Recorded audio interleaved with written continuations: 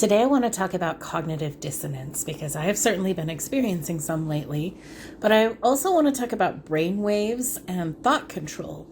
But thought control in terms of reducing your choice-induced preferences through frequency exposure. And I'm also going to go through frequencies and Hertz, but I'll explain it. It's very fascinating, so stay with me here, okay? Most people know what cognitive dissonance is. They know that it's a theory that regards when a person holds certain beliefs or ideas or values, and they participate in something that goes against those values, it causes this internal discomfort, this anxiety, maybe even physical discomfort. So they have to do something to resolve that belief system that's clashing with theirs in order to resolve that anxiety. Now, this was a concept given to us from psychologist Leon Festinger in 1957, so it's been around for a while. But a good example of this would be like if you smoke, you know smoking can kill you, you've seen the research, but then you take up the action of smoking one day and you become addicted. Well, since most people generally don't alter their actions, you're more likely to alter your beliefs, and they start thinking that it's really not as unhealthy as they once thought, which aligns their beliefs with their actions, and that eliminates the cognitive dissonance. So we're going to go over to the psychoscientific approach of this here, because cognitive dissonance happens in a place in your brain called the posterior medial frontal cortex. We're going to call it the pmfc for short going forward here. Now, this is an area of your brain that can also be altered. There was a study in 2015 by researchers Izuma and everyone, Izuma and his researcher team, and we'll say Izuma et al. Now, this can be read in the Journal of Neuroscience from the February 25th, 2015 edition. So, talking about the PMFC, the posterior medial frontal cortex, for reference, this is near the front center region of your brain. So, before I tell you the findings of the study, I want you to be very clear on Hertz cycles and frequency. Now, frequency refers to the number of cycles per second of a sound wave. Frequency is measured in Hertz, so 1 Hertz equals 1 cycle per second. Human hearing ranges between like 20 Hertz and 20,000 Hertz. And when we get older, that upper range starts to diminish. We can't hear those upper cycles anymore. Now, human speech generally falls in a range between 85 Hertz and like 1100 Hertz. Musically speaking, this will be a good reference for you to get the Hertz understanding here. The fundamental frequencies for the notes of the piano, they range from 27.5 Hertz up to 4,186 Hertz. Band kids and orchestra performers, they tune to the A above middle C. They call that A440, but musicians call this frequency of cycles per second pitch. The higher the pitch, the higher the cycle of sound waves within that time frame, which resonates at a higher amplitude. Now, if the Hertz cycles are low, we call it low pitch. Amplitude can be determined by the pitch too. Let's say we're hearing a relatively low frequency of sound or a relatively high frequency of sound.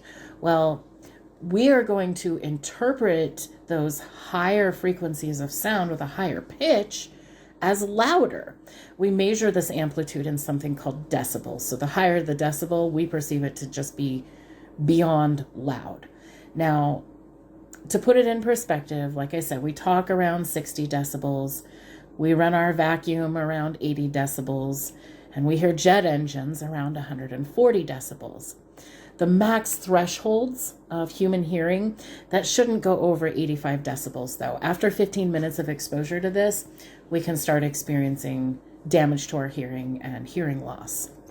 So we have a clear understanding of Hertz cycles and the human capacity to hear these thresholds, 20 to 20,000 Hertz. So let's summarize the study. Researchers use something called transcranial magnetic stimulation, and typically this is a magnetic stimulation therapy that is commonly used, but this method emits a frequency between 100 and 600 Hertz. So the researchers in this study, Izuma et al., they used a lower Hertz range than normal, and they were able to demonstrate that after 25 minutes of exposure to the PMFC at that 1 Hertz repetitive transcranial magnetic stimulation, it significantly reduced choice-induced preferences. And it's similar to the speed of light in unobstructed air, not refractory glass. It would slow things down if it came through your windows or something. So participants in this study were shown choices on a screen before and after magnetic stimulation exposure. And the choices were significantly reduced or changed after the exposure. People had no preference. So how does it affect your brain from these external variables, from, say, the Gwen towers? It's unknown from the ground wave emergency network what those exposures are, but claims state that low frequency networks are only on about 1% of the time, and the UHF frequency is on about 2% of the time. But wouldn't some kind of schedule be helpful for you to know when to stay away? That slow, undetectable deterioration that's kicked on when they need to control or shut up the fired up population? Okay, so let's talk about your body organs. They resonate around 7 hertz. So what's the deal with 1 hertz? Like I said before, we can hear between 20 hertz and 20,000 hertz. Anything less than 20 hertz is known as infrasound. It's just too low for us to hear, but it still affects the body. 1 hertz, or 1 cycle per second, is within the cycle of sounds that can affect your central nervous system. It causes anxiety, panic, nausea, and at high exposures or high volumes, even though you can't hear it with your ears, your body will be able to pick up on it. Call it your sixth sense, but it makes your fight or flight kick in, and even at high exposures, it can make your cells rupture, and it can make your organs rupture, and that should concern you. So what does it say for cognitive control? Well, researchers demonstrated that this area of the brain has been directly linked to regulatory processes, but it's easily manipulatable. So it also works in conjunction with other brain areas that help you with the implementation of adaptation.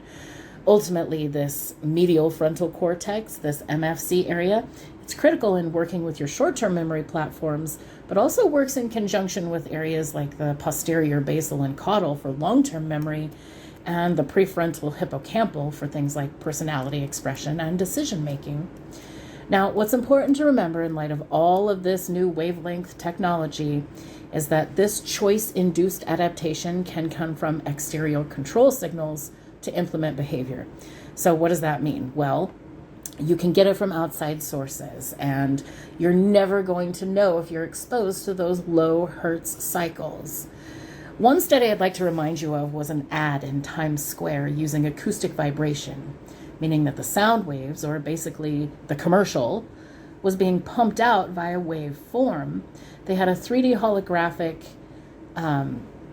advertisement on the billboard, but the transmission was in a specific parameter around the sidewalk near the billboard. Your bones, as you walked down that sidewalk area, picked up the acoustic vibration, and it triggered your inner ear, and that rendered you able to hear the sound waves. So your bones were literally the conductors. Now, Dr. Nick Begich, his own father was a member of the House of Reps from Alaska. He is a HAARP scientist that works in the areas regarding 5G, mind control, and other electromagnetic technologies. And yes, HAARP as in HAARP that you are familiar with. Now, the page that I referenced very sadly and poignantly pointed out a quote from Zbigniew Brzezinski, from the infamous Zbigniew Brzezinski, a man that we visited in former CFR and advisory videos as the key informant for Carter, shaping him for his presidency. Now, Brzezinski was also the grandfather of current journalist and liberal commentator, host of that liberal morning SNBC chat show, Mika Brzezinski. So you see how the power transfers hands, but stays within the same families. And it's not ironic to the claim here that the New York Times, everyone's favorite socialist publication, they stated in 2019 that the doctors just had it all wrong, that they had not taken into account the shielding effects of human skin. What about x-rays? You can only have a natural shield for so long, but for exposure like this, it can kill you. What do you think those lead vests are for? And why do you think the techs go out of the room to hit the button or take the picture? Okay, the brain is very highly susceptible to energy manipulation, and it's electrochemical. It's 50% electrical within itself. and it operates over the spectrum of 5 levels of waves. So gamma, that's the fastest brain wave, and that's somewhere between 25 hertz and can be as fast as 100 hertz. It's the highest level of function when you're learning, concentrating, problem solving. Now, beta, which are around 15 to 35 or 40-ish, they're still actively present, cycling when someone is focused on a task or actively engaged in speaking. My brain right now is in beta, but fortunately we're able to regulate our brain waves and we don't linger in beta. People who do linger here, it's responsible for most states involving nervousness, depression, worry, and stress. So alpha is typically the 8 to 12 hertz cycle, that's next. And that can be measured when you're awake, but just sort of chilling. You know, it's a typical state of calmness, where everything just melts away in this state. It's not like you're high or inebriated. Those factors actually disrupt the brainwave function on an impairment level, and they cause sort of a brainstorm chaos event. Okay, theta waves are between 4 and 8, and that's when you're lightly asleep. And then delta, which is the deepest non-dreaming sleep, which is between 0.5 hertz and 4 hertz. They can be measured with an EEG, and they are actually seen in the opening picture to this video. So let's talk about those alpha waves for a second. If you're not sleeping well or you can't relax, you may be more at risk for depression. And through transcranial magnetic stimulation, the exact magnets that they used in that study, they put these magnets on your noggin, on your forehead, and it stimulates nerves in your brain. And these waves within specific frequencies are administered for sleep. And the lowest ones we talked about, the delta waves, they're anywhere from 0.5 hertz to 4 hertz. Those waves are typically not achieved by someone who is medicated or inebriated.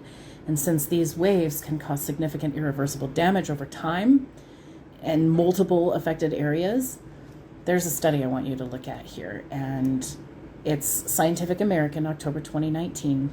We have no reason to believe that 5G is safe, and it suggests that long-term exposure could lead to cancer, ocular melanoma, which is eye cancer, and even sterility, not to mention all kinds of head and neck tumors, and of course including brain tumors. Tinfoil hats aren't even close to being the answer, if only it was that easy. This is a saturated network of constant waves bombarding your cellular tissue. Everywhere you go in your city, you roll over from tower to tower.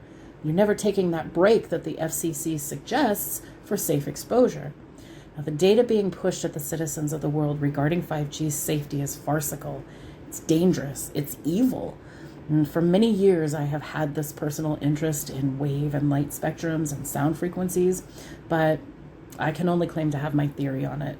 I really don't have more than a hobby-level interest in these areas, but I believe there is some sort of kaleidoscopic level of how this chaotic wave energy and this electromagnetic frequency, it affects us every single day, every single moment, and literally has the power to explode all of mankind on a cellular level. So whatever your distance or exposure, do whatever in your power to safeguard yourself from these harmful frequency spectrums.